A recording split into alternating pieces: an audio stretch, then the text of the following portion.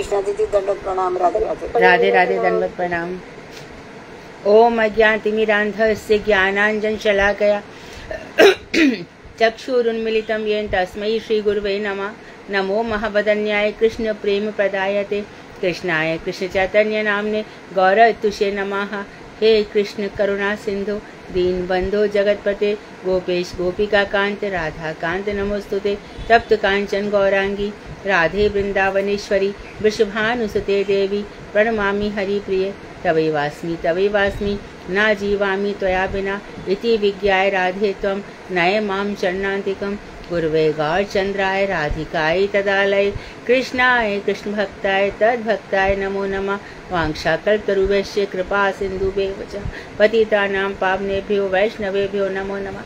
श्री कृष्ण चैतन्य प्रभु नित्यानंद श्री अद्वैत गदाधर शिवासादि श्री गौर भक्त वृंद। हरे कृष्ण कृष्ण कृष्ण हरे हरे हरे राम राम राम हरे हरे। मैं सर्वप्रथम मध्य गुरु पाद्म पद्म परमाराध्यतम नित्य प्रविष्ट ओम विष्णुपाद अष्टोत्तर शत श्रीमद् भक्ति वेदांत श्री नारायण गोसाई महाराज मध्य शिक्षा गुरु पाद्म पद्म परमाराध्यतम नित्य प्रविष्ट ओम विष्णुपाद अष्टोत्तर शत श्री भक्ति वेदांत श्री बावन गोसाई महाराज के अभय चरणारविंद में अनंत कोटि दंडवत प्रणाम कर उनकी अति कृपा की वांछा करती हूँ। मैं ग्रंथराज मणि श्रीमद् भागवत तर्क मणि श्रीमाला तदे रचयिता ओम विष्णुपाद सच्चाई श्री भक्ति ठाकुर के चरणारविंद में अनंत कोटि दंडवत प्रणाम कर उनकी अति कृपा की भिक्षा करती हूँ। मैं सभी वैष्णव वैष्णव के चरणों में यथायोग्य बंधन अभिवादन दंडवत प्रणाम करती हूँ। तो भगवान श्री कृष्ण सच्चिदानंद घन है। इस चीज को हमें हमेशा याद रखना चाहिए। सत्य चित्त और आनंद, वे सत्य स्वरूप है, वे चित्त स्वरूप है, वे आनंद स्वरूप। सत्य चित्त आनंद, तो जैसे वो हैं तो हम उनके अंश, हम भी वही है। क्योंकि हम अपना स्वरूप भूल जाते हैं, इसलिए हम माया के चक्कर में आ जाते हैं। तो भ्रमित क्यों हो रहे हैं? अपना स्वरूप भूल जाने के कारण। वो सत्य है, अर्थात उनकी सत्ता नित्य है, हमारी भी सत्ता नित्य है। हम हमेशा ही थे, हमेशा ही थे। कीट पतंग जिस भी रूप में थे, पर थे, हमेशा ही थे। चित्त वो परम चेतन है, हम आंशिक चेतन है, पर हैं, हम भी चेतन है। आनंद है, वो आनंद है और हम भी आनंद। आनंद सबको अच्छा लगता है, सभी खुशियां चाहते हैं। कोई भी संसार में शोक मोह ताप रोग व्याधि इत्यादि कोई नहीं चाहता, सभी आनंद में रहना चाहते हैं। तो ये आनंद प्राप्ति जो होती है वो उन्हीं के मार्ग में जाकर होती है और किसी मार्ग में होती नहीं है। बल्कि तो जितने भी संसार में बने चीजें, कर्म मार्ग बना, ज्ञान मार्ग बना, विभिन्न देवी देवताओं की पूजा भी चली, न जाने क्या क्या हो रहा है, उससे हमारा कल्याण नहीं है। श्रेयम स्थिति जो कल्याण की परंपरा है वो किसमें है? भगवान श्री कृष्ण के भजन में ही है। क्यों? हम हर रोज ये बताते रहते हैं और गुरुजी भी हमेशा कहते हैं, वेदांत में शास्त्रों में लिखा भी है कि जिस वेदी पर, जिस मंदिर में भगवान श्री कृष्ण बैठे हैं, वहां पर उन सबको एक साथ बैठा देना, शंकर जी को, सूर्य को, दुर्गा जी को, गणेश जी को एक साथ बैठाना, ये बहुत घोर अपराध है। क्योंकि ये सब उनके दास हैं, ये सब दास दासी हैं। और दूसरा अपराध क्या है? सोहम सोहम, मैं वही हूँ, ऐसा जो मान लेने वाले शंकर मतावलंबी हैं। तो होना क्या चाहिए? दासोहम, मैं उनका दास हूँ। क्योंकि श्री कृष्ण जो गीता में कहा है, श्री कृष्ण जो भागवत में उद्धव जी को कहा है, तो हमें उनको प्राप्त करना है तो उनके बताए मार्ग पर ही चलना होगा। और एक बात है, वदन्ति तत्त्वविदाः यज् ज्ञानम अद्वयम ब्रह्मेति परमात्मेति भगवानिति शब्दते। जो तत्वविद है, भगवान कहते हैं कि तुम्हें मेरा ज्ञान प्राप्त करना है तो तत्ववादियों के पास जाओ, और बाकी सब मेरे विषय में जाने कौन कौन से कर्म कांडी पंडित पता नहीं क्या क्या बता देंगे, उनकी बात मत सुनना, उनसे तुम्हारा कल्याण नहीं होगा। किससे कल्याण होगा? जो तत्व ज्ञानी है, गीता जानते हैं, भागवत जानते हैं, अनुभूति संपन्न है, उनके पास जाओ। तो वो क्या कहेंगे कि यत् ज्ञानम अद्वयम, जो अद्वय ज्ञान है वो कृष्ण ही है, कोई और नहीं है। अद्वय ज्ञान, अद्वय क्या? दूसरा कोई नहीं है। भगवान श्री कृष्ण स्वयं गीता में कहा, मत्तः परतरम नान्यत् किंचित् अस्ति धनंजय। हे धनंजय, मुझसे श्रेष्ठ कोई भी नहीं है। कैसे श्रेष्ठ है? देखो, भगवान दावानल पान करते हैं, कार्य मर्दन के बाद शाम हो जाती है तो ब्रजवासी कहते हैं अब कौन घर में जाए। पहले चोरी तो होती नहीं थी, घर को छोड़ के ऐसे ही आ जाते थे। तो उस समय कंस को मौका मिला, उसने रात ही रात में आग लगवा दी। तो फिर भगवान ने सबसे कहा तुम लोग आंखें बंद करो। अरे आग वाग के देवता सब मेरे दास हैं, ये क्या आग लगाएगा? कंस ने आग लगा दी, पर आग हमें क्या जलाएगी? भगवान ने, क्योंकि ब्रजवासी कृष्ण को देख नहीं सकते थे अग्नि का भक्षण करते हुए, परंतु भगवान ने सबकी आंखें बंद करा दी, अग्नि का भक्षण कर दिया। या आकाश, वायु, जल, अग्नि, पृथ्वी सब मुझसे तो निकले हैं, ये मेरे ब्रजवासियों को भला क्या जला सकती है? और दूसरी दफे भी आग भांडीर वन में लगी, मुंजा टबी में, सब गाय बच्चे इत्यादि चले गए, तब भी भगवान ने कहा कि आंख बंद करवाया ब्रजवासियों से और दावानल पान कर गए। ये तो दावानल है, काम, क्रोध, मद, लोभ, मोह, ईर्ष्या का हमारे अंदर भरा पड़ा है। काम का दावानल शांत नहीं होता, क्रोध का शांत नहीं होता, अभिमान, लोभ, मोह, ईर्ष्या ये हमारे अंदर सताते ही रहते हैं। बाहर बाहर शांत, तो कहते बाचो बेगम मनो बेगम, मन का वेग शांत करो, वाणी का वेग शांत करो। छोटी छोटी बातों के लिए लोभ, छोटी छोटी बातों के लिए ईर्ष्या। हर व्यक्ति की अपनी अलग साधना है, हर व्यक्ति अपना, यदि आज हम इस जन्म में अपनी साधना पूरी नहीं करते तो हम फिर आधे कचरे रह जाएंगे। हमारा भी वैसे ही हो जाएगा जैसे और लोगों का हो रहा है, क्योंकि भगवान ने कृपा करी है, श्रीमद् भागवत हमारे ऊपर कृपा कर रही है, हमें ज्ञान मिल रहा है। तो हमें इन बातों का ध्यान रखना चाहिए कि ये जो काम, क्रोध, मद, लोभ, मोह, ईर्ष्या है, ये हमारे हृदय पर आक्रमण ना करें, उनको सीधा गेट आउट, यहाँ तुम्हारी कोई जगह नहीं है, हमेशा प्रसन्नचित्त रहना चाहिए। तो जो ज्ञान है अद्वय, भगवान अद्वय, उनके समान दूसरा नहीं है। यहाँ ज्ञान एडजेक्टिव है, एडजेक्टिव है, यहाँ पे भाववाचक संज्ञा बनकर नहीं आया है कि ज्ञान की भाववाचक संज्ञा हो, ऐसा नहीं है। यहाँ पर ज्ञान खुद ही भगवान का विशेषण बनकर आया है। भगवान स्वयं ज्ञान स्वरूप है, चेतन स्वरूप है, सत्यचित आनंद स्वरूप है। तो एब्स्ट्रैक्ट नाउन न समझकर उसको एडजेक्टिव समझना चाहिए। वो ब्रह्म है, वही परमात्मा है, वही भगवान है, सबकी अपनी अपनी अनुभूति है, सबका अपना अपना पथ है। तो गुरु वैष्णव कब कृपा करते हैं? जब हम उनकी बताई हुई बातों को सुनते हैं। श्रवण गुरु हमारे जीवन में दीक्षा गुरु से भी ज्यादा इम्पोर्टेंट हो जाते हैं। कभी कभी शिक्षा गुरु हमें ऐसी ऐसी बातें सिखा जाते हैं, दीक्षा गुरु हमें नहीं बता पाते, या तो समय के अभाव के कारण या किसी भी कारण से जो नहीं बता पाते, उस समय शिक्षा गुरु हमें बहुत कुछ बता जाते हैं। हमें उनकी बातें सुननी चाहिए और सुन करके हमें आत्मसात करनी चाहिए। तो वही श्रेय, वही कल्याण का मार्ग है। तो वही ब्रह्म है, वही परम। अच्छा, अब इस पथ पर महल लोग, सत्य लोग, स्वर्ग लोग, ये सारे लोग आ जाते हैं। तो उनके लिए हम प्रयास क्यों करें? क्यों? अरे क्योंकि जो इतना पापाचारी था अजामिल, एक भगवान का नाम लिया तो बैकुंठ में पहुंच गया। तो सीधा जब भगवान के नाम लेने से बैकुंठ पहुंची जाती, तो स्वर्ग आदि के लिए हमारा प्रयास क्यों होना चाहिए? उसकी तो कोई जरूरत ही नहीं है। स्वर्ग आदि तो वैसे ही सब अपने आप ही मिल गए। तो भगवान के नाम की महिमा समझना चाहिए और हमें बड़ी गंभीरता पूर्वक, जो भजन के अनुकूल नहीं है, उन सब चीजों का त्याग करके, जो चीजें हमारा समय, धन इत्यादि व्यर्थ करती हैं, उन सब चीजों का त्याग करके हमें भजन में बिल्कुल नियुक्त हो जाना चाहिए, एकदम जमकर। आज प्रश्न है, तो प्रश्न कौन पूछ रहा है? शायद साधना जी क्लास चला रही है आज। साधना जी आप बताइए। हरे कृष्णा दीदी, दंडवत प्रणाम। दंडवत। दीदी निशा दीदी क्वेश्चन पूछ लेंगी, मैं नाम ले लूंगी। हाँ, निशा पूछिए। हरे कृष्णा, सभी को मेरी आवाज आ रही? आ रही। तो हमारे आज प्रश्न है, प्रश्न खोल रही हूँ।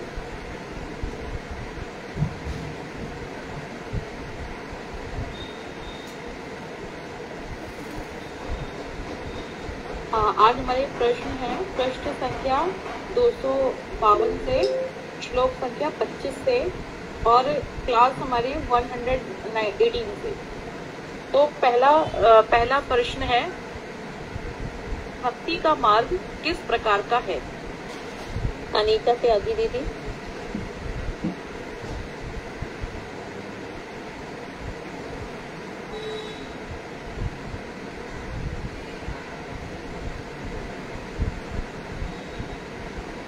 अनीता दीदी अनम्यूट होकर बोलिए। दीदी जिन्होंने हैंड रेज किया, मैं पूछ रही थी, मुझे लग रहा है उन्होंने हैंड रेज नहीं किया। पूजा दीदी। हरे कृष्णा दी, दंडवत प्रणाम। भक्ति का मार्ग प्रेम का मार्ग है। अगर ये प्रेम हमारा कृष्ण के परिकरों से होगा, तभी हमारा ये जो प्रेम है, तभी हमारा कुछ बन पाएगा। हरे कृष्णा दी, दंडवत प्रणाम। ये प्रेम का मार्ग है, ठीक है जी। प्रश्न संख्या 2, अजामिल ने मरते समय किस प्रकार कृष्ण नाम को ग्रहण किया था और उन्हें किस फल की प्राप्ति हुई थी? श्यामा दीदी,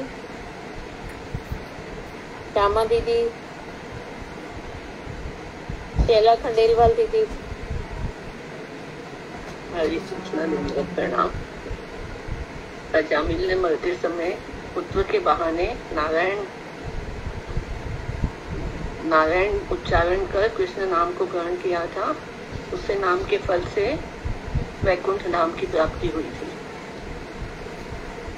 ठीक है दीदी, अगला क्वेश्चन पूछ लीजिए।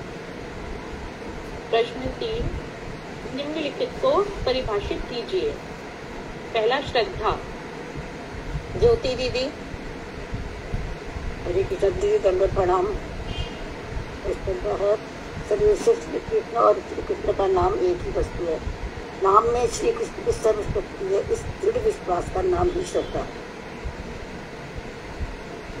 ठीक है आंसर। दीदी इसमें थोड़ा सा और बता दीजिए। और पता है इसमें कपटता से पुण्य तथा शुद्ध स्वरूप ज्ञान से। नहीं दीदी, ये नहीं आएगा। दीदी ने बताया था उसमें समय हम ये चिंता नहीं करते कि हमें इसमें लाभ होगा या हानि होगी, सुख मिलेगा या दुख मिलेगा। हम सब उन्हीं की कृपा का प्रसाद उसको समझते हैं। मीरा भी भगवान का नाम लेकर विष का प्याला पी जाती है। यही जो है श्रद्धा है, भगवान ही हमारी रक्षा करेंगे। दृढ़ श्रद्धा के कारण ही सब कुछ कर सकता है। हाँ जी। हरे कृष्णा दीदी, ये भी हो सकता है ना, गुरु वैष्णव की जो वाणी को मतलब दृढ़ श्रद्धा से जो स्वीकार करे अपने जीवन में, वही श्रद्धा है जो उनकी वाणी को अपने जीवन में जैसे दीदी हमें बताती है और उसका पूर्ण पालन करेंगे, यही हमारा श्रद्धा है। हमें उनके प्रति श्रद्धा रखनी चाहिए। हाँ, पूर्ण श्रद्धा। इसका ही दूसरा पार्ट है नामाभास। नामाभास को परिभाषित कीजिए। अनीता त्यागी दीदी। हरे कृष्ण दीदी, कपटता से शून्य तथा शुद्ध स्वरूप ज्ञान से रहित जो भगवान नाम का उच्चारण करते हैं, दीदी वही नामाभास है। इसको थोड़ा सा एक्सप्लेन कर दीजिए अनीता दीदी।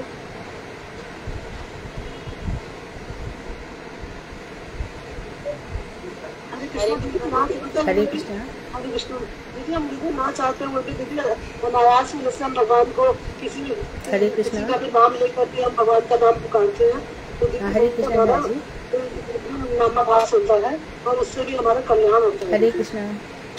हरे कृष्ण जी, कपटता से शून्य तो छल रहित मतलब जो छल रहित होता है ना, और धर्म अर्थ काम मोक्ष में इच्छा होती है, ये इन सबसे हटके जो होता है ना नाम। हरे कृष्ण। हाँ जी, उसमें हम देखते हैं कि उपासना अपने उसके लिए नहीं करते हैं, स्वार्थ के लिए। हाँ हाँ, भगवान को ही हम बताइए ना। हाँ, आवाज आ रही है? हाँ दीदी, ठीक है। हाँ, आवाज आ रही है। इसका ही थर्ड पार्ट है नामापराध। किसने किया? नामापराध। हेलो। तो दीदी इसमें वो है कि जो कपट। हेलो। हरे कृष्णा दीदी, हाँ, आवाज आ रही है? कपटता पूर्वक जो नाम ग्रहण है वही नामा अपराध है। कपटता पूर्वक दीदी जो दीदी ने बताया, काम अर्थ मोक्ष की इच्छा करके जो हम भजन करते हैं उसे नामा अपराध कहते हैं। अच्छा। हरे कृष्णा दीदी, धन्यवाद प्रणाम जी। अगला प्रश्न है प्रश्न 4, नामापराध कितने प्रकार के हैं और उनमें प्रधान अपराध कौन सा है?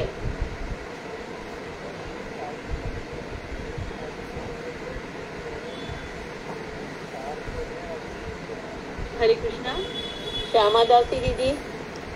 दीदी वो मैं तुमने है ना, अच्छा, क्लास चल रही है ऑनलाइन, 4:30 पे आपको फोन कर देती हूँ। सपना दीदी। हरे कृष्ण। हरे कृष्णा, दंडवत प्रणाम। क्या पूछा? नामा अपराध 10 प्रकार के हैं, जिसमें कि साधु निंदा प्रधान अपराध है।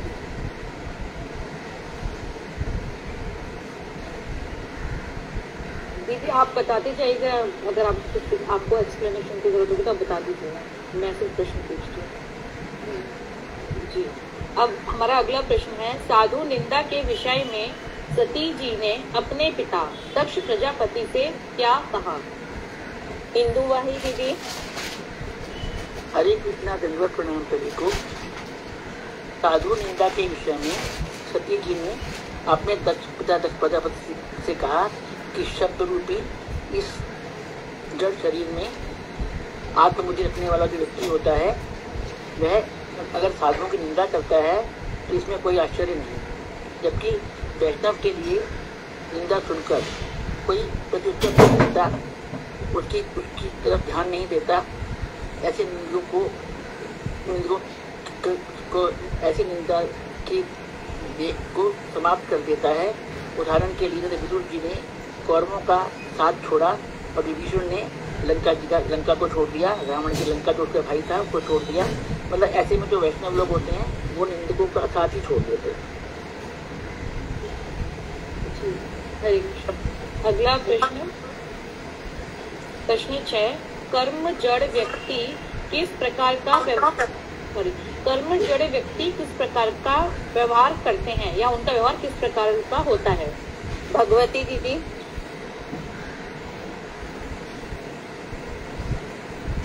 भगवती दीदी अनम्यूट करिए। भगवती दीदी आपने रेज हैंड किया हुआ है। हाँ जी बोलिए। कर्म जड़ व्यक्ति का व्यवहार कैसा होता है बताइए? कर्म जड़ व्यक्ति का व्यवहार कैसा होता है?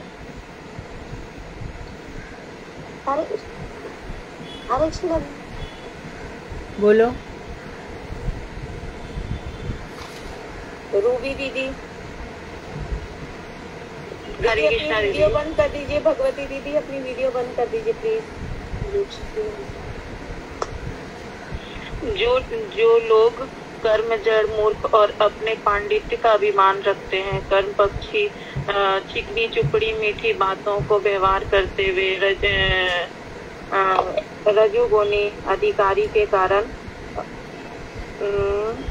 रजोगुणी अधिकता के कारण घोर संकल्प करने वाले कामुक एवं सर्वपद क्रोधी दाम्भिक अभिमानी या पापाचारी बनकर श्री कृष्ण के भक्तों का परिहास करते हैं, वही कर्म जड़ व्यक्ति होते हैं, जो कृष्ण के भक्तों का मजाक बनाते हैं और अपने आप को अभिमानी मानते हैं, झूठ सही बात बनाते हैं। ठीक है। हाँ जी दीदी अगला क्वेश्चन दीदी। अगला प्रश्न, श्री वल्लभाचार्य जी ने सूरदास जी को क्या करने के लिए प्रेरित किया था? हेमा दीदी।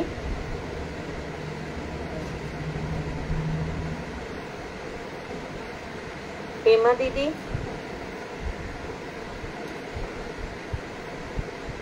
मदन मोहिनी दासी दीदी।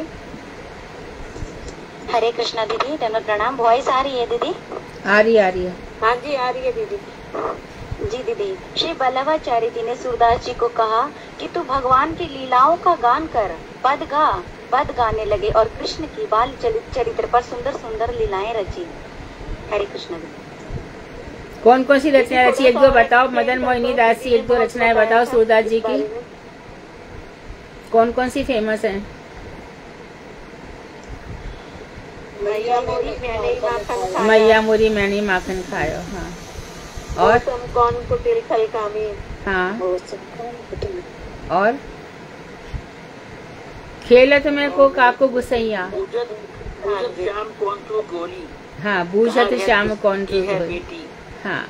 वो जन्मजात अंधे थे, अपना ही रोना रोते रहते थे, तो वल्लभाचार्य जी ने उनको कहा कि आप भगवान की लीलाओं की हृदय में स्फूर्ति करो।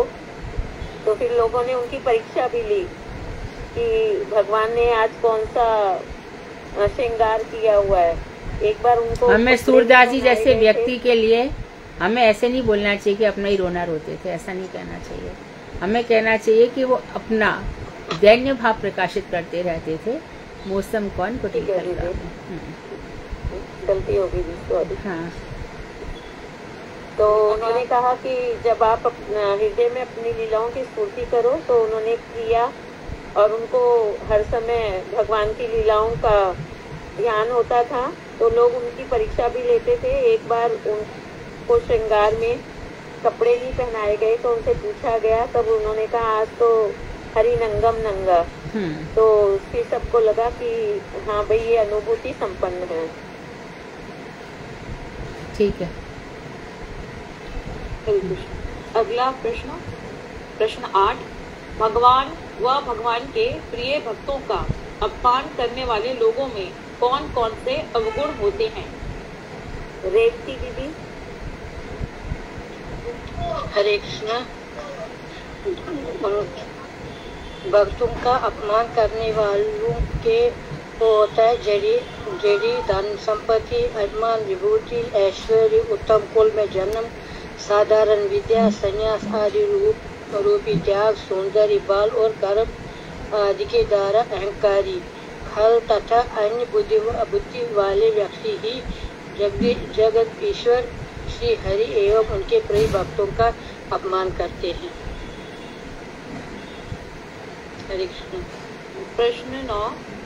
महत्व अवहेलना रूपी नामापराध होने पर किस प्रकार मंगल संभव है? इस विषय में भगवान ने दुर्वासा ऋषि से क्या कहा? ज्योति झा दीदी।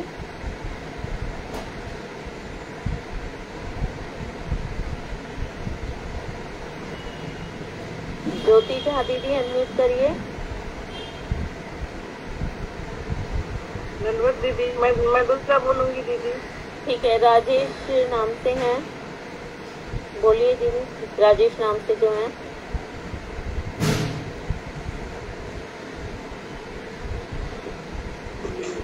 मेरे को तो नहीं आते दीदी, मैंने तभी 2-3 दिन क्लास ज्वाइन की। पुष्कर नाम से हैं। पुष्कर नाम से दीदी जिन्होंने हैंड रेज किया उनसे भी पूछ लीजिए। दीदी कई बार कईयों को हैंड रेज करना नहीं आता। चालू दीदी आप बताइए। हरे कृष्ण दीदी। दीदी महाकाल रूपी प्रथम नाम अपराध होने पर, साधु निंदा होने पर जिसके प्रति यह अपराध हुआ है वे साधु ही क्षमा करे, तभी मंगल संभव है। इसी विषय का वर्णन करते हुए भगवान दुर्वासा ऋषि से कहते हैं, हे ब्राह्मण, आप अम्बरीश के प्रति अपराध करने के कारण कष्ट पा रहे हैं। उनके क्षमा करने पर ही आपको शांति प्राप्त हो सकती है। और इसमें हमारे दीदी और गुरु कहते हैं कि अपराध कांटा जहाँ से लगा तो वहीं निकलेगा। तो जहाँ हमारा अपराध हुआ वहीं मतलब पहुँच के हमें क्षमा याचना करनी होगी। हरे कृष्ण दीदी। दंडवत। प्रश्न 10। द्वितीय नाम अपराध क्यों होता है? पहले तो बताइए कि द्वितीय नाम अपराध कौन सा है और ये क्यों होता है? योगेश प्रभु जी। मोहिनी दीदी। हरे कृष्णा दीदी। द्वितीय नाम अपराध है शिव आदि ईश्वर को भगवान से अलग समझना। और ये फिर दूसरा प्रश्न क्या था दीदी कि क्यों अपराध होता है? जी हाँ, तो इसमें सामान्य से अपराध नहीं होता है कि ये विश्ववादी ईश्वर को परमेश्वर भगवान विष्णु से पृथक और स्वतंत्र शक्ति सिद्ध समझने पर अपराध होता है। और इसके अलावा शिव विष्णु के अनुग्रहित हैं ऐसा जानने से अपराध नहीं होता है। जी। प्रश्न ये सही है, शिव विष्णु के अनुग्रहित के जानने से अपराध नहीं होता है। और कुछ ऐड नहीं होगा इसमें? दीदी इसको थोड़ा एक्सप्लेन किया जा सकता है बस, अन्यथा ग्रंथ में यही लिखा है। ठीक है। इसमें कि शिव आदि जो भी देवी देवता इत्यादि हैं उनको भगवान विष्णु से पृथक नहीं समझना चाहिए, शिव को नहीं समझना चाहिए। और अगर उनको हम स्वतंत्र शक्ति समझते हैं कि वो एक अलग ईश्वर है तो ये समझने पर अपराध होता है। ठीक है। अगला प्रश्न है, शिव व हरि में गुणों की दृष्टि से क्या अंतर है? प्रश्न 11। सत्यवती दीदी। हरे कृष्णा दीदी। शिव माया शक्ति से युक्त होकर त्रिलिंग गुण समृद्ध, शिव निरंतर शक्ति अर्थात माया से संबंधित तथा सत्व आदि तीनों गुणों से संपूर्ण रूप में आवृत होकर त्रिगुणमय रूप में अवस्थित इस सात्विक, राजसिक एवं तामसिक नामक 3 प्रकार के अहंकारों के रूप में वर्तमान है। हरि निर्गुण प्रकृति से अतीत परमेश्वर। हरे कृष्ण जी। और वे इन तीनों गुणों का संचालन भी करते हैं। श्री हरि जो है, जो हमारे सत्वरजतम है, उनका संचालन भी करते हैं। अगला प्रश्न। अगला प्रश्न प्रश्न 12। त्रिगुणों पर किस प्रकार विजय प्राप्त की जा सकती है? पूजा दीदी। दंडवत प्रणाम दीदी। निर्गुण भक्ति से, क्योंकि हरि निर्गुण है, तो 3 गुण नहीं है, सत्य प्रजोत्तम, ये इनसे परशुद्ध सत्व से भगवान पाया जा सकता है। जैसे अभी तीनों गुणों से ऊपर है, वो तीनों गुणों को संचालित करते हैं। सत्य प्रजोत्तम। और दीदी इसमें हम ये भी कह सकते हैं, एकमात्र एक निष्ठ कृष्ण भक्त गुरु का पदाश्रय करके भी हम उन्हें प्राप्त कर सकते हैं। त्रिगुणों पर मतलब विजय प्राप्त कर सकते हैं। प्रश्न 13। तीसरा व चौथा नाम अपराध कौन सा है? तीसरा और चौथा। सीमा दीदी। हरे कृष्णा दीदी। दंडवत प्रणाम। गुरु की अवज्ञा करना यह तीसरा नाम अपराध है और वैदिक शास्त्रों की निंदा करना दीदी ये चौथा नाम अपराध है। हरे कृष्णा दीदी। दंडवत प्रणाम। प्रश्न 14। चौथे नाम अपराध से बचने के लिए श्रीमद् भागवतम में क्या कहा गया है? अच्युत प्रिया दीदी।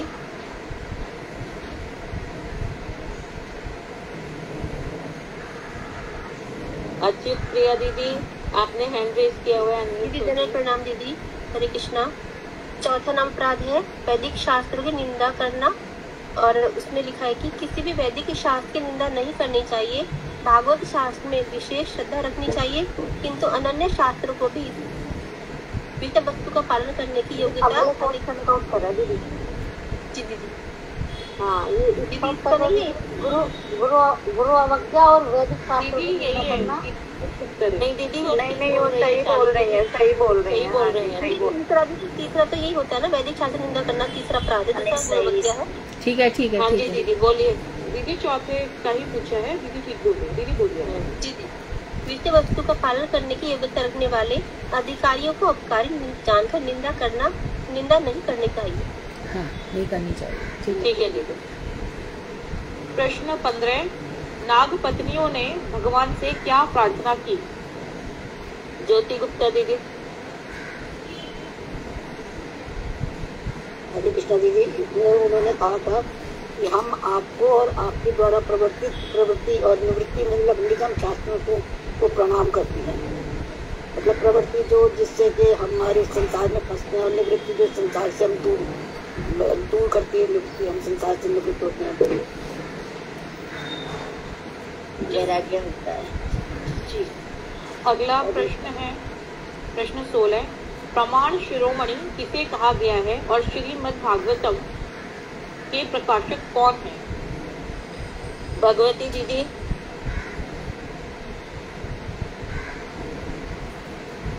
भगवती दीदी आपने रेज किया हुआ था हैंड।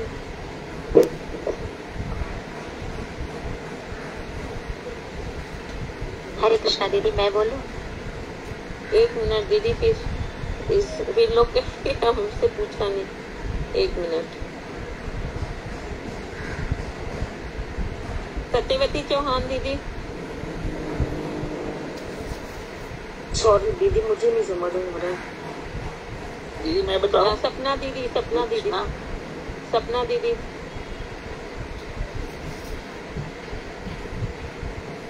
इंदु झा दीदी, आप ही बताइए। इंदु दीदी, इंदु भाई दीदी। श्रीमद् भागवतम को प्रमाण शिरोमणि और श्री कृष्ण द्वैपायन वेद व्यास जी इसके प्रकाशक हैं। वास्तव में इन दोनों को ही प्रकाशक, इन दोनों की प्रकाशक भगवान श्री कृष्ण है। ठीक है दीदी? हाँ जी दीदी ठीक है। अगला क्वेश्चन दीदी जी। प्रश्न 17, नाम में अर्थवाद के विषय में यमराज जी अपने दूतों से क्या कहते हैं? शैला खंडेलवाल दीदी।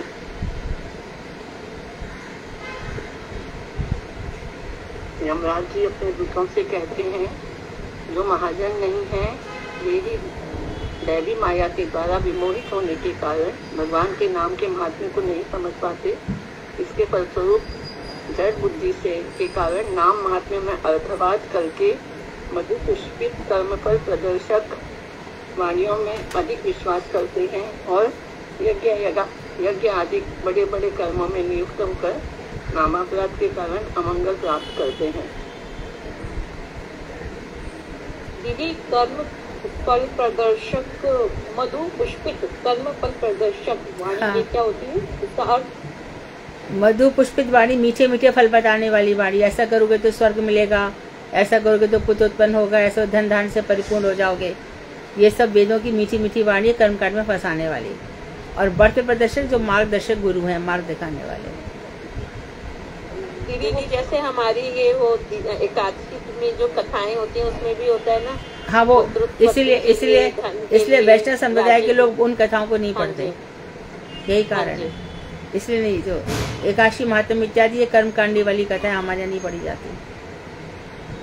जी दीदी। अगला प्रश्न है प्रश्न 18, किन लोगों की भगवान की कथाओं में रुचि नहीं होती है? अच्युत प्रिया दीदी। दीदी हरे कृष्णा दंडवत प्रणाम। जो भोगों में रमे हुए विषुप्त चित्त वाले अभिमानी लुब्ध व्यक्तियों की मेरी कथा में रुचि नहीं होती है, भगवान कह रहे हैं, उद्धव जी से कहते हैं। जी दीदी। अगला प्रश्न है प्रश्न 19, श्री सुखदेव गोस्वामी जी ने नारायण से विमुख लोगों के बारे में क्या कहा और मदन मोहिनी दासी दीदी। मदन मोहिनी दासी दीदी। हरे कृष्णा दीदी। कि जिस प्रकार शराब से भरा हुआ घड़ा जल से धोने पर भी पवित्र नहीं होता, उसी प्रकार नारायण से विमुख होकर प्रायश्चित आदि करने वाले व्यक्ति की भी कदापि पवित्र नहीं हो सकता। हरे कृष्णा दीदी। दीदी किसने कहा है ये? दीदी ये श्री सुखदेव गोस्वामी जी ने कहा है महाराज परीक्षित जी से। जी। अगला प्रश्न है प्रश्न 20। प्रश्न 20 है, नाम में अर्थवाद रूपी नामापराध के कारण दाम्भिक, अजितेंद्रिय आदि लोग जीवन निर्वाह के लिए क्या क्या उपाय करते हैं? पुष्पा दीदी। पुष्पा दीदी।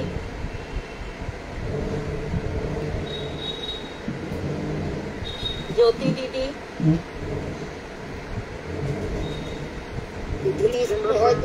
मौन रहते हैं, ब्रह्मचर्य इत्यादि का पालन करते हैं, व्रत, शास्त्र श्रवण, तपस्या, स्वाध्याय, धर्म पालन, इन सब युक्तियों के द्वारा शास्त्रों की व्याख्या करते हैं, एकांतवास करते हैं, जप और समाधि आदि करने पर भी उनको मोक्ष प्राप्ति के सारे साधन है। तो ये उन्हें नहीं करने चाहिए, क्योंकि ये परमार्थिक कल्याण के नहीं है। ठीक है दीदी। स्वाध्याय बता देंगे क्या होता है? अपने आप पढ़ना, अपने आप पढ़ना, आपको वो चिंतन करना अपने गुरुदेव के लेक्चर्स में। चिंतन नहीं दीदी। हाँ, अपने आप शास्त्रों को पढ़ना दीदी, अपने आप शास्त्रों को पढ़ना। स्वाध्याय, स्व मतलब अपना अध्ययन, स्वाध्याय अपना अध्ययन, मतलब यह है कि हम खुद पढ़ लेंगे और उस खुद पढ़ने से मन गणत अर्थ निकालते हैं। अर्थ कुछ समझ में आता ही नहीं है, शब्दों के अर्थ ही खत्म कर देते हैं। स्वाध्याय वाले सब ऐसी मन गणत व्याख्याएं करते हैं, मन गणत अर्थ निकाल देते हैं। और बताना दीदी ज्योति दीदी। एकांतवास में जैसे जंगलों में चले गए, अगर ध्यान वहीं लगा रहता है दुनियादारी में, और वो कहते हैं कि हम एकांतवास कर रहे हैं तो हमारे लिए ये परमार्थिक कल्याण के लिए, मगर ये नहीं है, क्योंकि उनका ध्यान तो दूसरी तरफ रहता है, सिर्फ वो दिखावा करते हैं जाके जंगलों में कि हम एकांतवास। बहुत सुंदर, बहुत सुंदर। ठीक है दीदी, बहुत सुंदर। जैसे दीदी अभी बहुत से लोग कुंभ में भी आके बहुत सारी चीजें कर रहे हैं। हाँ।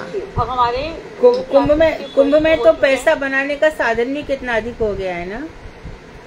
हाँ जी दीदी, हाँ बिल्कुल, कितने कांटे में सो रहे, कोई कुछ कर रहा है, कोई कुछ कर रहा है, ये सब। हाँ ऐसे ही।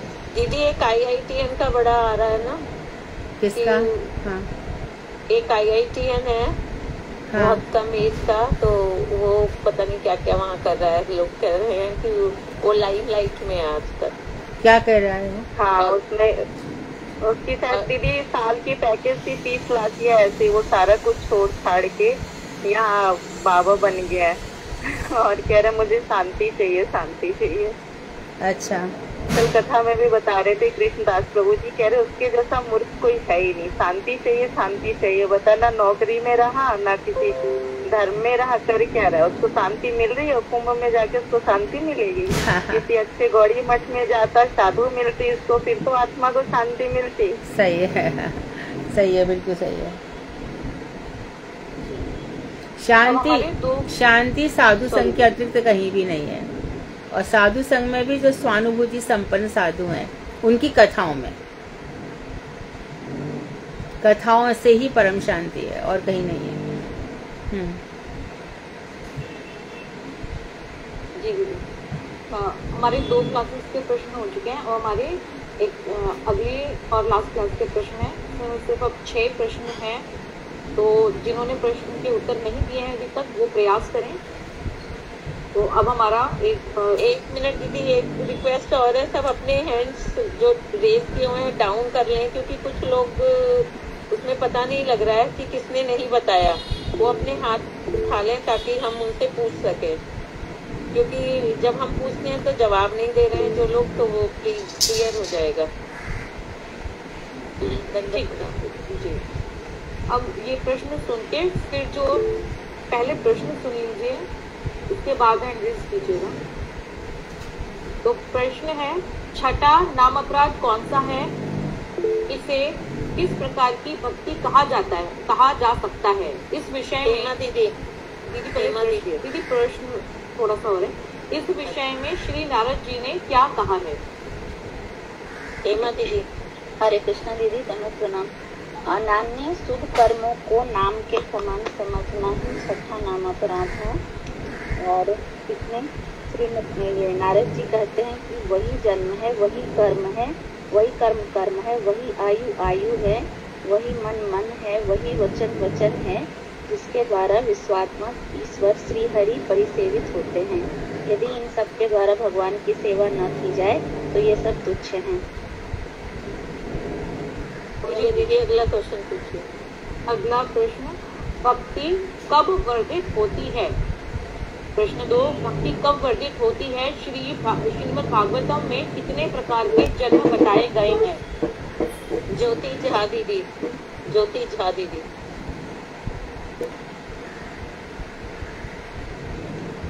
दंडवत प्रणाम दीदी। श्लोक सावित्र एवं दीदी पहले बताइए कि भक्ति कब वर्धित होती है, पहले इसका उत्तर बताइए। भक्ति कब वर्धित होती है, इसी में तो है ना दीदी इसका आंसर। दीदी जो प्रश्न पहले है उसका उत्तर दे दीजिए पहले। अच्छा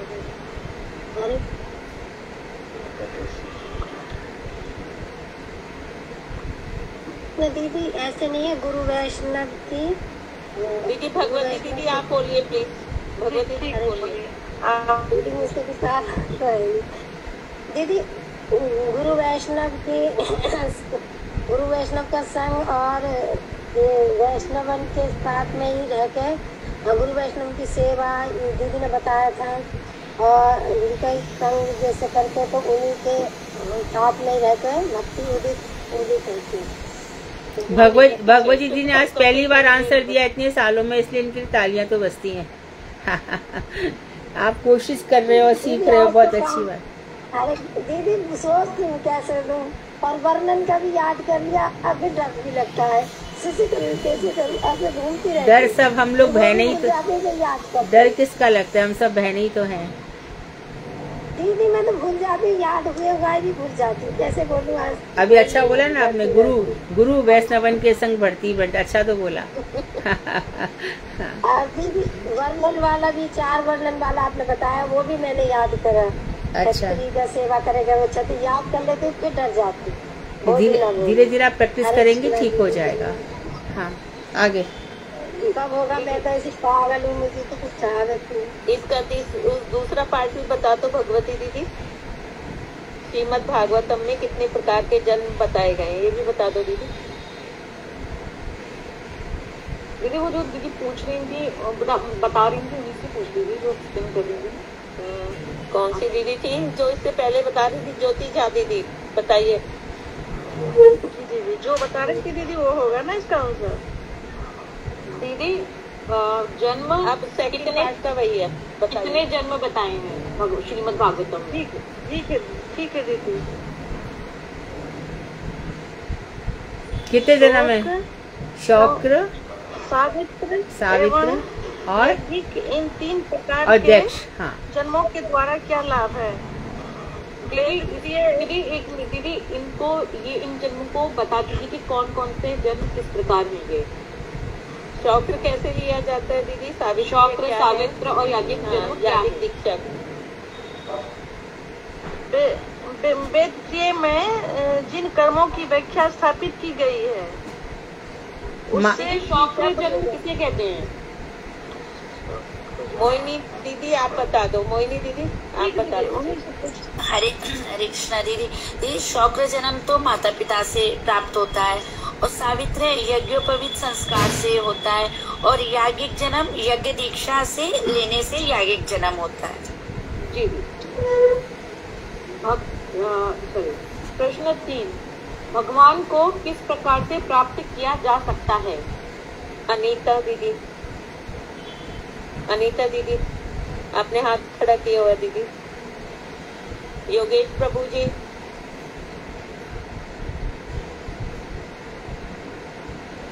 रूबी दीदी आप बताओ। योगेश प्रभु बोलिए योगेश प्रभु जी। मैंने तैयारी नहीं की दीदी, आज किसी और से पूछ लो। अच्छा ठीक है प्रभु जी। रूबी दीदी आप बोलो। भगवान को साधन और प्रेम के द्वारा पाया जाता है, प्राप्त किया जाता है। इसमें हम दीदी ये भी बोल सकते हैं कि भगवान को भगवान के विशुद्ध भक्तों के संग से ही प्राप्त किया जा सकता है, जो कि भगवान के नाम, रूप, गुण, लीलाओं के चिंतन में सर्वदा ही नियुक्त रहते हैं, तो उनसे हमें ये आसानी से प्राप्त है। हरे कृष्णा दीदी। जी दीदी ने ये भी बताया था इसमें कि भगवान प्रेम से जीते जाते हैं, और किंतु जो लोग बहुत अत्यंत तप, अनुष्ठान इत्यादि बहुत सारे शुभ कर्म भी करते हैं, वो भी भगवान को प्राप्त नहीं किए जाते, वो भी भगवान को प्राप्त नहीं कर पाते। किंतु अगर कोई श्रद्धा पूर्वक फल, फूल, पत्र, जल इत्यादि भी श्रद्धा पूर्वक दे देते हैं, अर्पित कर देते हैं, वो भी भगवान उनके भी भगवान नहीं हो जाते, प्रेमदान। अगला प्रश्न है, संन्यास, वेद, पाठ आदि शुभ कर्मों की तुलना किससे की गई है? सपना दीदी।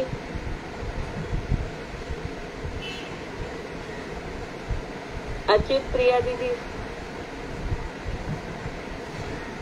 दीदी, संन्यास, वेद पाठ अथवा अनन्य श्रेयों के द्वारा भी क्या लाभ यदि आत्मप्रद अथवा अनन्य श्रेयों के द्वारा क्या कभी लाभप्रद अपने आप तक को प्रदान कर देने वाले श्री हरि को प्राप्त नहीं किया जा सकता है?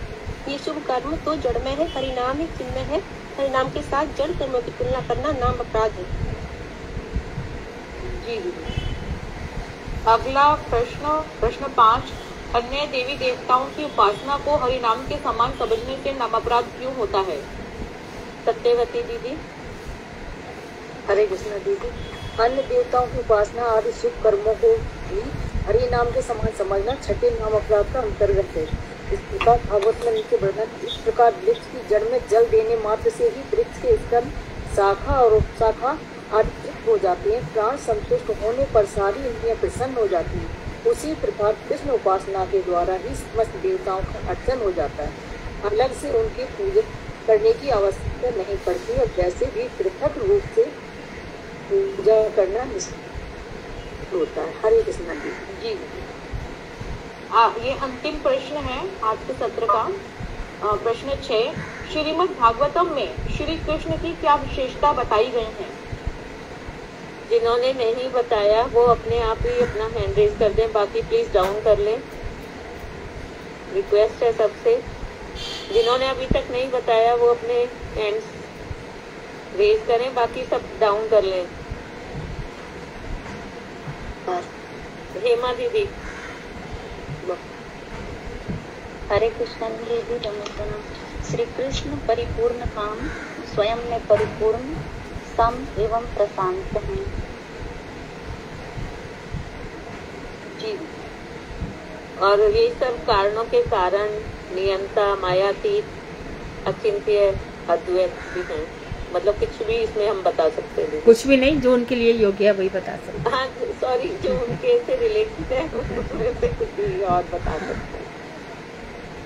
दीदी आज के प्रश्नों बहुत अच्छा से आज सब लोग बहुत अच्छे से तैयार नहीं थे, है ना।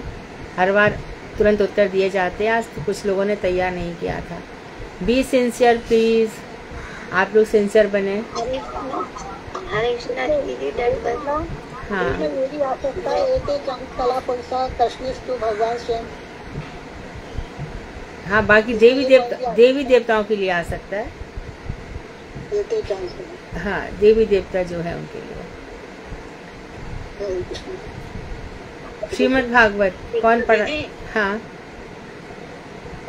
दीदी, ये इसलिए ये भी बताया था ना आपने, दुनिया शुभ कर्मों को नाम के समान समझना किस प्रकार की भक्ति है, आरोप सिद्धा भक्ति कहा। आरोप सिद्धा भक्ति बिल्कुल सही है।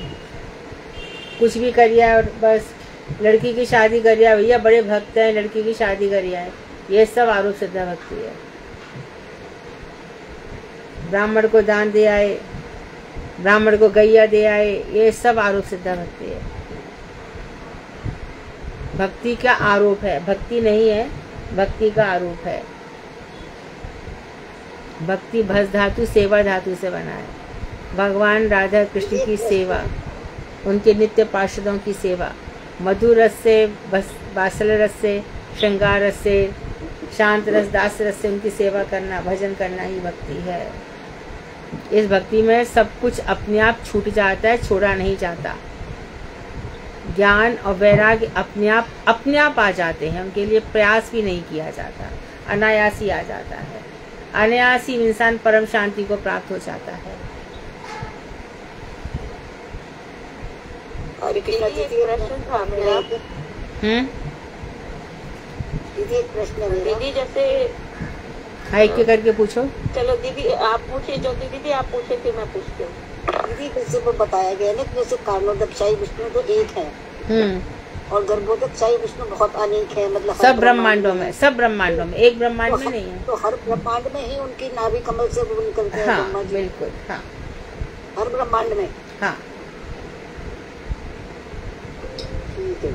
भगवान के रोम रोम में ब्रह्मांड है ना, तो हर रोम में ब्रह्मांड है।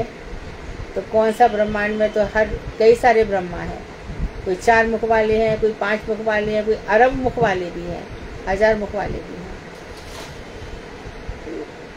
एक क्वेश्चन मेरे को पूछना था, जैसे जब मुरारी गुप्त मिले हैं नित्यानंद प्रभु से और हमारे गौरांग महाप्रभु से, तो उन्होंने पहले गौरांग महाप्रभु को नमस्कार मतलब दंडवत किया, उसके बाद नित्यानंद प्रभु को किया। तो इस पर उन्होंने उनको स्वप्न में दर्शन दिया कि पहले तुम्हें नित्यानंद प्रभु के करने चाहिए थे। तो दीदी इसके पीछे क्या तत्व है? पहले किस स्वप्न में किसने बताया ये बात?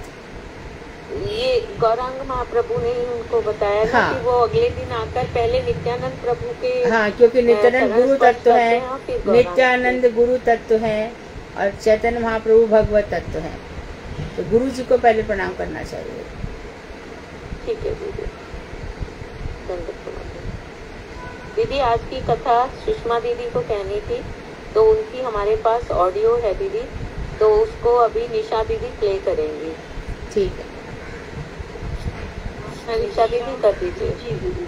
सुषमा दीदी की वीडियो है, द्वादश अध्याय है और हमारा तृतीय स्कंद चल रहा है और इसका 12वां अध्याय ब्रह्मा जी द्वारा की गई विविध प्रकार की सृष्टियों का वर्णन। ठीक है, सुषमा दीदी की वीडियो में प्ले करिए। हरी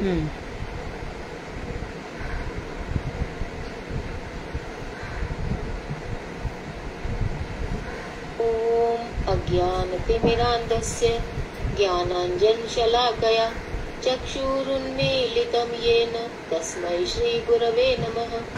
नमो विष्णुपादाय गुरुप्रेष्ठाय भूतले श्रीमद्भक्तिवेदान्त माधव गोस्वामी इति नामिने साक्षात् गुरुसेवा मूर्तये शब्द ब्रह्मणि प्रतिष्ठितः पतित पावन चरित्राय नारायणाय प्रियो नमः।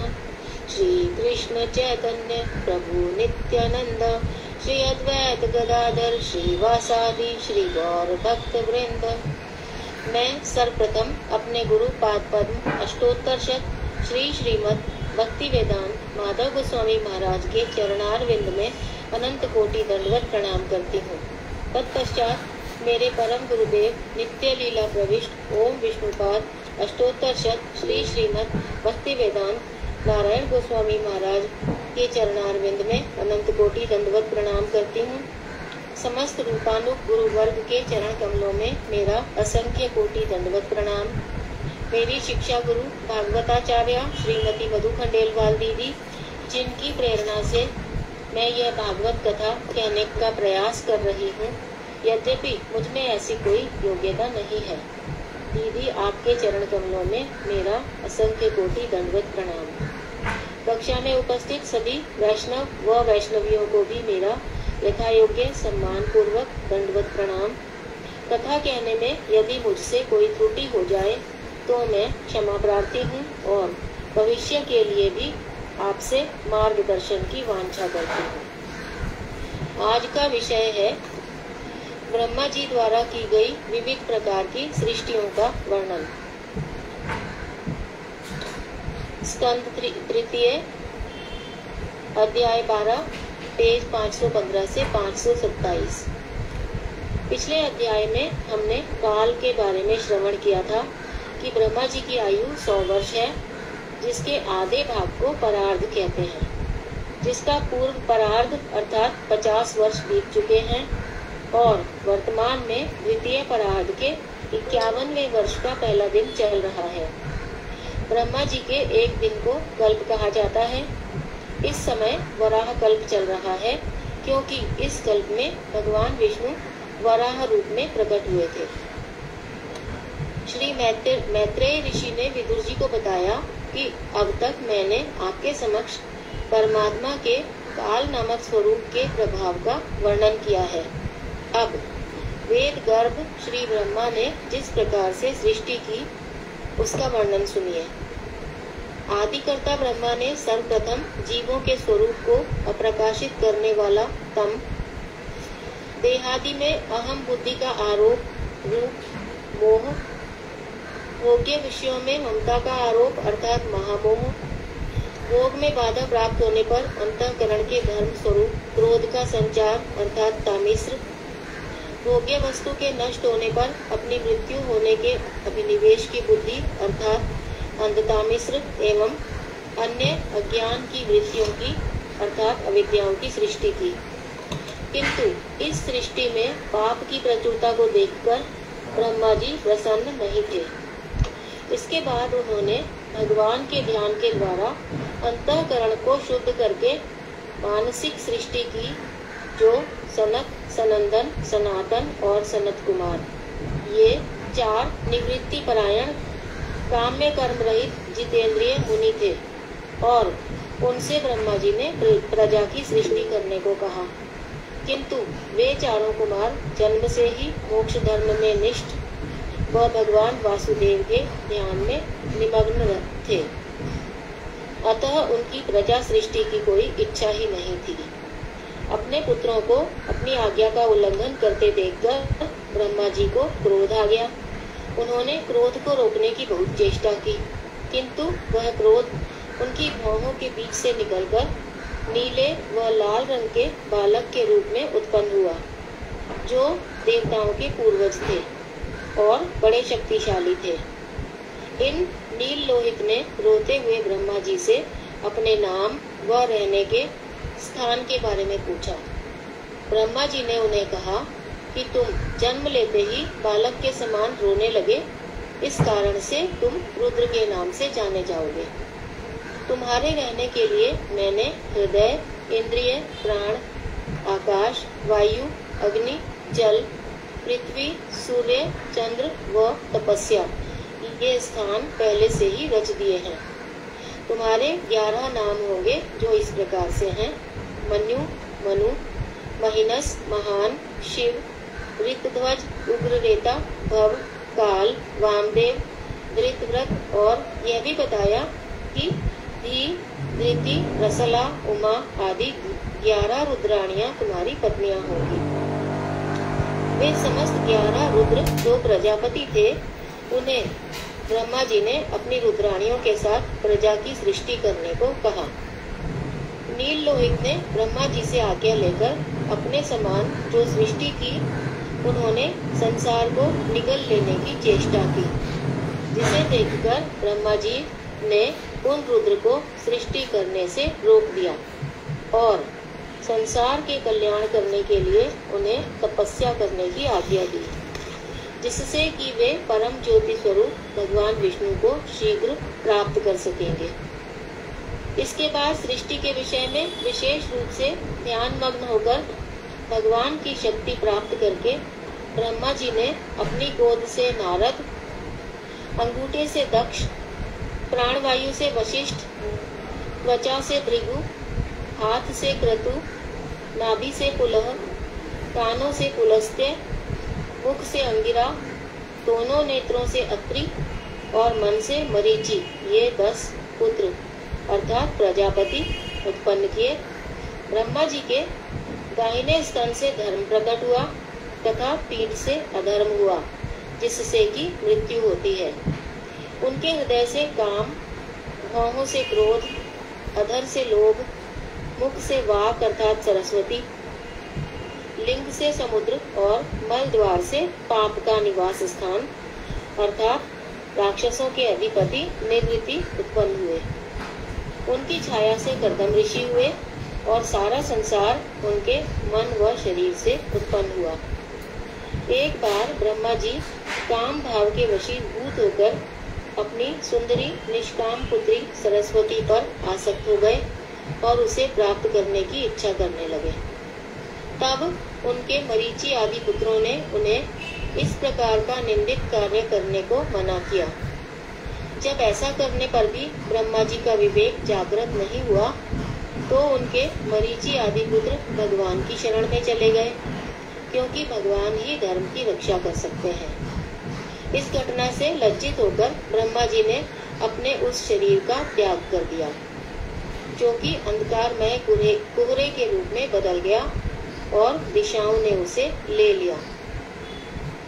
किसी पूर्व कल्प में जैसी सृष्टि हुआ करती थी, इस प्रकार से वैसी ही सृष्टि हो।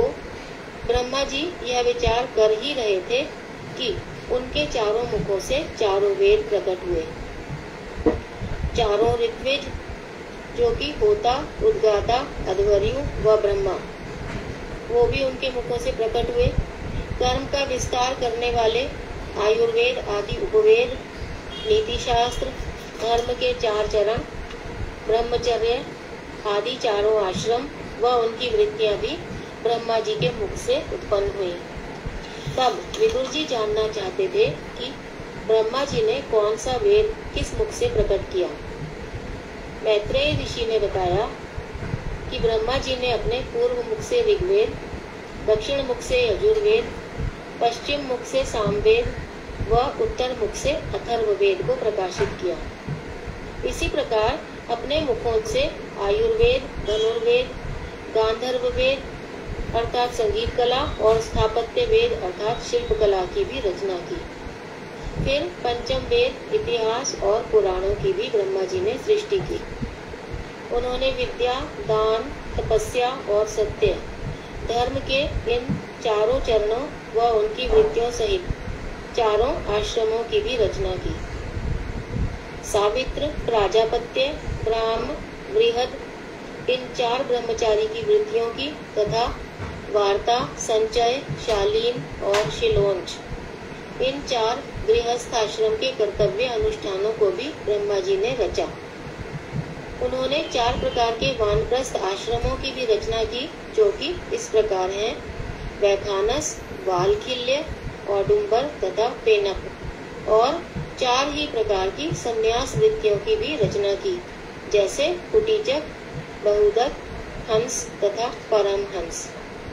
इसी क्रम से आन्वीक्षिकी अर्थात तर्क या मोक्ष शास्त्र, त्रयी अर्थात वेद या धर्म शास्त्र, वार्ता अर्थात काम शास्त्र एवं दंड नीति अर्थात अर्थशास्त्र तथा हुवः स्वः, ये समस्त एकत्र रूप में इन 4 शास्त्र तथा उनकी व्याहृतियां भी उनके मुखों से उत्पन्न हुई। प्रणव अर्थात ओम उनके हृदयाकाश से उत्पन्न हुआ। ब्रह्मा जी ने छंदों की भी सृष्टि की। उष्णिक छंद उनके रोमकूपों से, गायत्री उनकी त्वचा से, मांस से त्रिष्टुप, नाड़ी से अनुष्टुप, अस्थियों से जगति, मज्जा से पंक्ति और प्राणों से बृहति छंद उत्पन्न हुए। फिर ब्रह्मा जी ने अपनी आत्मा से क से लेकर म तक वर्णमाला के 25 व्यंजन, जो कि कवर्ग से पवर्ग तक कहलाते हैं, वो उत्पन्न किए। उनके शरीर से अ से आरंभ होने वाले 14 स्वर वर्ण, य र ल व ये 4 अंतस्थ और श श स ह ये 4 ऊष्म वर्ण उत्पन्न किए। ब्रह्मा जी की क्रीड़ा वृत्ति से सारे गामा पाधा नीसा ये संगीत के 7 स्वर भी उत्पन्न हुए। ब्रह्मा जी शब्द ब्रह्म अर्थात वेदमय विशिष्ट शरीर हैं। उनका वैखरी नामक वाक्य रूप भाषा है और अव्यक्त स्वरूप प्रणव है। प्रणव से ही बहुत प्रकार की शक्तियों से युक्त इंद्रादि देवता निकलते हैं। इसके पश्चात ब्रह्मा जी ने शास्त्र विहित शब्द ब्रह्ममय नित्य स्वरूप को धारण कर सृष्टि के विस्तार में मन लगाया, क्योंकि उन्होंने देखा कि महापराक्रमशाली ऋषि भी सृष्टि का विस्तार नहीं कर पा रहे हैं। वे सोच विचार कर ही रहे थे कि निश्चय ही दैव मेरे विपरीत है। उसी समय उनकी मूर्ति 2 भागों में विभक्त हो गई। इसी विभक्त रूप को ब्रह्मा जी की काया कहा जाता है। उनकी उस काया से स्वयंभू मनु व शतरूपा उत्पन्न हुए और उसी समय से स्त्री व पुरुष के संसर्ग से मैथुनी सृष्टि प्रारंभ हुई। इसीलिए मनु की संतानें मानव कहलाई। स्वयंभू मनु व शतरूपा के 2 पुत्र प्रियव्रत व उत्तानपाद तथा आकृति, देवहूति और प्रसूति ये 3 कन्याएं हुए। मनु ने ज्येष्ठ कन्या आकृति का विवाह रुचि नामक ऋषि से, मध्यम कन्या देवहूति का विवाह कर्दम नामक ऋषि से और सबसे छोटी कन्या प्रसूति का विवाह दक्ष नामक ऋषि से कर दिया। इन तीनों कन्याओं की संतानों से ही पूरा संसार भर गया। इसी प्रकार से वास्तविक सृष्टि आरंभ हुई। इति श्रीमद् भागवते महापुराणे ब्रह्मसूत्र भाष्ये पारमहंस्यां संहितायां वैयासिक्यां तृतीय स्कंधे श्री विदुर मैत्रेय संवादे सृष्टि वर्णनम नाम 12 अध्यायः। ठीक है। ओम अज्ञा कीर्तन।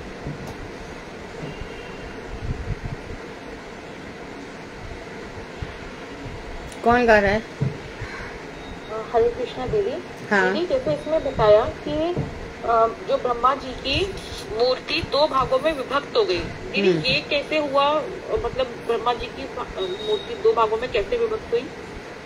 ब्रह्मा जी की मूर्ति 2 भागों में विभक्त हो गई ऐसा बोला था जी, इसमें लिखा है दीदी।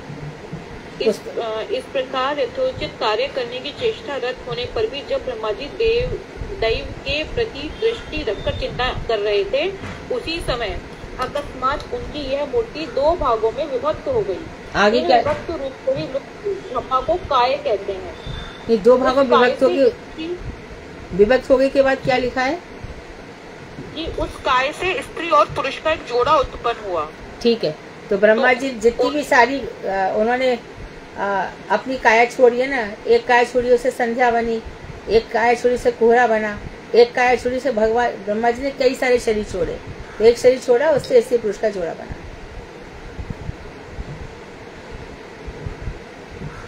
वो मनु और वो स्त्री शत्रुपा, हाँ उनकी काया से बनी। हाँ, सब सृष्टि के ये प्रथम मनु की संतान मनुष्य कहलाई।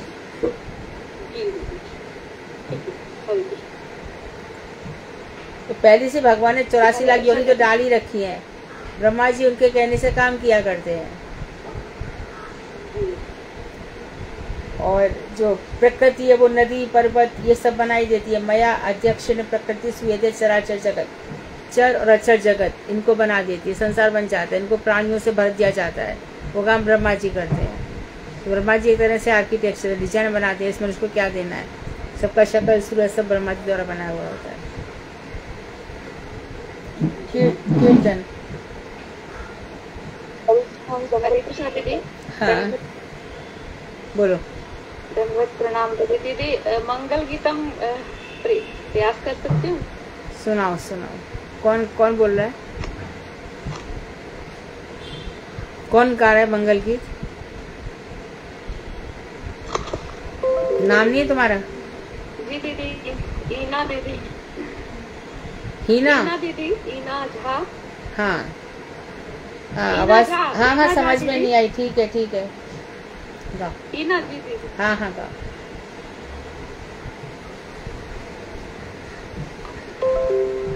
कृष्णाय कृष्ण भक्ताय तद भक्ताय नमो नमः। दीदी अपराध क्षमा करिए, मैं क्लास में आ नहीं पाती हूँ, घर में वो थोड़ा लाली का उस्ताद की वजह से मैं नहीं क्लास कर पाती हूँ, क्षमा करिए। राधिकाय काले कृष्णाय कृष्ण भक्ताय तद भक्ताय नमो नमः। जय जय देव हरे, जय जय देव हरे, श्रित कमला कुच मांडला धृत कुंडले, कलिता ललिता वनमाला, कलिता ललिता वनमाला, जय जय देव हरे, जय जय देव हरे, जय जय देव खंडना भवखंडने, मुनि जनमानस हंस, जय जय देव हरे, कालीय विषधर गंजना जनरंजने, यदुकुल नलिन दिनेश, जय जय देव हरे, मधु मूर नरक विनाशना,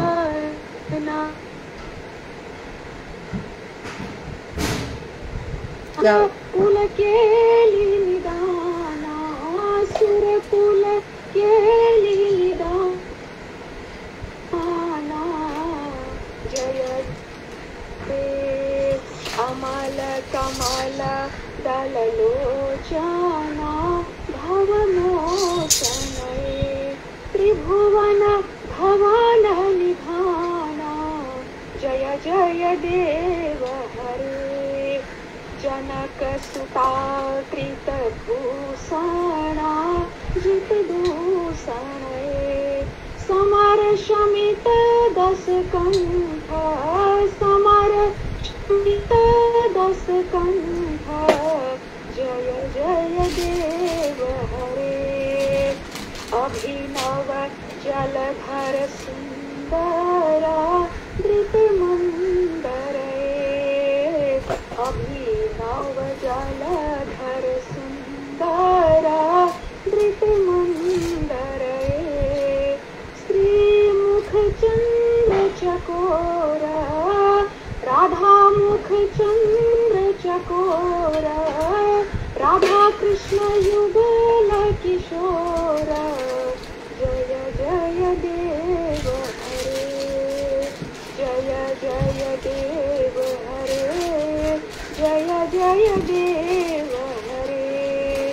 तव चरणे प्रणतावयमीति भावये कुरु कुशलं प्रणतेषु कुरु कुशलं प्रणतेषु जय जय देव हरे जय जय देव हरे जय जय देव हरे श्री जय देव कवेरीदं कुरुते मुदम् मङ्गलम् उज्ज्वलगीतं मङ्गलमुज्ज्वलगीतं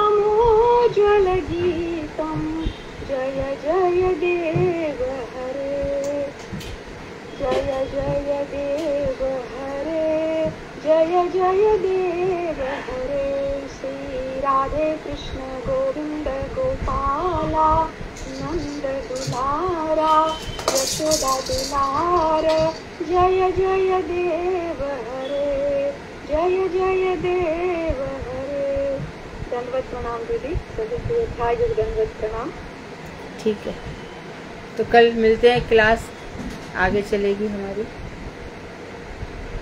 आप लोग चैतन्य पीयूष चल रही है क्लास, तो हाँ महाप्रभु जी की कथा, तो जो शनिवार क्लास बचेगी शनि को क्लास उसको चैतन्य पीयूष को पूरा करेंगे, है ना। हरे कृष्णा दीदी, दंडवत प्रणाम। हाँ। दीदी दंडवत प्रणाम। हरे कृष्णा दीदी दंडवत प्रणाम। हरे कृष्णा दीदी दंडवत प्रणाम। हरे कृष्णा दीदी दंडवत प्रणाम। दंडवत। हरे कृष्णा दीदी दंडवत प्रणाम। दंडवत। हरे कृष्णा दंडवत प्रणाम दीदी। दीदी दंडवत प्रणाम। दंडवत। हरे कृष्णा।